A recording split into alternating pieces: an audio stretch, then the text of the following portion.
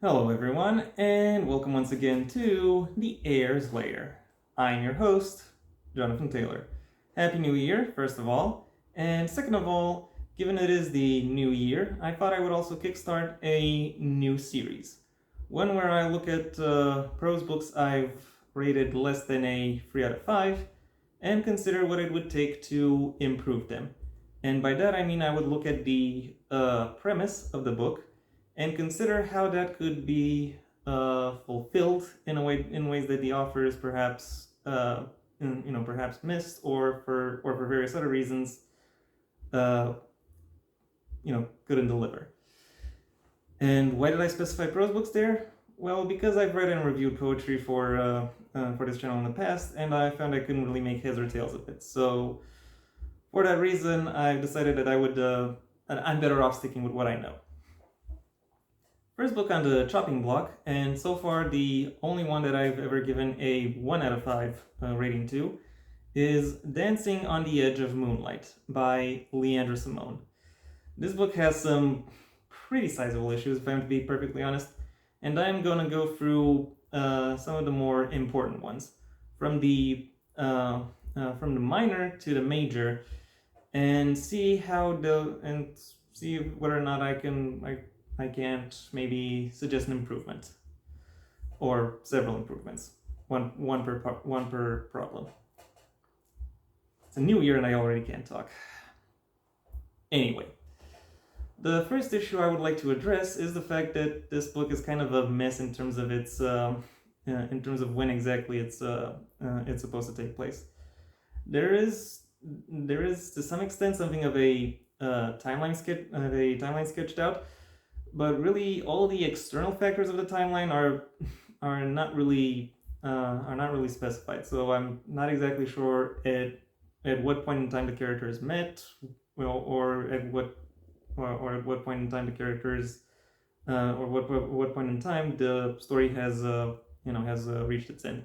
It's somewhat ambiguous that way, and the book really doesn't benefit from the temporal ambiguity in any meaningful way. So that is something I want to address.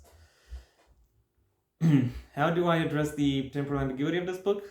Well, quite obviously by giving it a specific time frame when it would take place. The only question that remains is, how do I decide upon that specific time frame?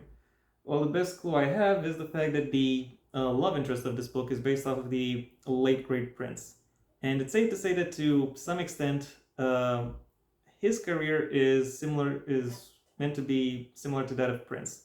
So mapping that out to the career of Prince might be the best best way to do so, especially given that the love interest career is the best clue that the audience is given concerning the time progression within the story. As such, I think the characters should first meet up in the late 80s, early 90s, and the final parts of this book should take place around the early to mid 2010s. That's the time frame that that I would seek to implement, and settling on this time frame also allows for the methods of communication available to the characters to be established, so that the audience has a better grasp on how exactly they can reach out to contact and communicate with each other, allowing them to better figure out what avenues for conflict development exist. Speaking of development, the side characters of the story are basically just window dressing. They are only defined insofar as the author considers necessary for the story. And while that is true to some extent of old forms of fiction, the characters within this book work against the narrative rather than alongside it, which is what a cast of characters really should do. As such, I want to readjust the character cast to some extent, at least, and I think the most effective way to do so is to go scorched earth, as in erase most of them and then replace some of them as befits the newly emerging story. And how, unfortunately, given some of the characters that would have to be erased include the main character's own family, I also need to specify why she would choose to, why she would choose to cut them out of her life. And again, I have to go by the most effective answer I can think of, and that most effective answer would be that she's kinky. Or more precisely, she is dominant. And it is through that, and it is because of that, that she often clashes with her more conservative family and community, who have opinions she disagrees with on, for example, the place and role of a woman within society and the household. And rather than dealing with that, she would rather move away to a place they would call a most wretched hive of scum and villainy, aka the LA-based entertainment industry. As for the rest of the side characters, those can be filled in as the story requires. How do you decide what the story requires? Well, we'll get to that. The final two problems of this book are somewhat of a package deal, and as such, I will talk about them together. And they are a package deal, not just because they have a similar presentation and solution, and they both revolve around the love interest, Julian. What do I mean by that? Well, well, by that I mean that the main couple has very little romantic chemistry, if at all. It could be argued they have erotic chemistry, but I don't think the book itself specifies enough about their, about main characters from an erotic perspective to allow the audience to either confirm or deny how much, to what extent they are erotically compatible. And as such, because that compatibility doesn't exist, their relationship is instead maintained by Julian using psychological manipulation and money to constantly keep the main character at an informational, legal, and logistical disadvantage. While she does eventually, while him showcasing his strengths does eventually make her want to stop running, the fact that she even tries to run away should tell you just how much this book fails as a romance. So how should I rebuild the actual, the actual romantic aspect of what is supposed to be a romance? Well, luckily the previous parts of this video have already laid out some information about the main character. Now it's a matter of adjusting the love interest to such a way as to make them actually compatible.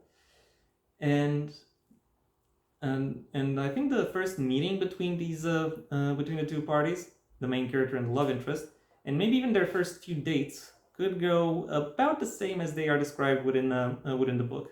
The main point of divergence between the book and the rewrite, however, would be that after a while, she realizes that just like herself, he is also kinky, or more precisely, he is a submissive. However, he decides to hide that by through his musician persona, that of being an obsessive perfectionist who wants to ensure that every little detail of his vision is spot on. And the reason he adopts that persona rather than just being himself is because he is afraid that he will appear weak within a competitive industry. He may or may not think of himself as weak because of his particular kink, but he is certain that others will think of him as such if they find out about his kink. Once she figures that out, however, he no longer has to hide, at least not from her. And it is from that shared secret that they start to build their compatibility and their relationship. Not just on a romantic or erotic level, but also on the business side. Because keep in mind, the main character arrives within the love interest orbit as a costume designer for a play he wants to produce. As such, I think it makes sense to keep her within his professional sphere, and having them on the one hand work together, and on the other hand, give each other feedback while they're while they're working, and comfort when they're not working, is what would allow this book to showcase both a healthy, desirable, and positive relationship that that a romance really should showcase, as well as allow them to go on various exotic adventures that the author is quite obviously more interested in writing. And it is within that new framework of their of their intimate and professional relationship that the new side characters would slide into the story, and would showcase their proficiencies, their interests, and how those manifest within the within the work they want to put out in the world. And yeah, that was more or less what I would suggest if someone were to ask me how this book should be rewritten. Thank you for your attention. If you've enjoyed what it is that you've seen and heard, well then like the video, maybe even share it wherever you think other people will also like the video. If there is anything you'd like to add, either to the original book or to my suggestions on how to rewrite it, that's what the comment section is for. And if you want to see when my next video gets released, well then please subscribe. And ideally also ring the bell or do whatever else YouTube will ask of you in order to keep you notified. My books, the first of my own Heir to the Empire series, The Next Generation and The Path Not Taken, are available at most major book retailers under a master link in the description down below, right past my social media links, which I also suggest you check out should you choose to.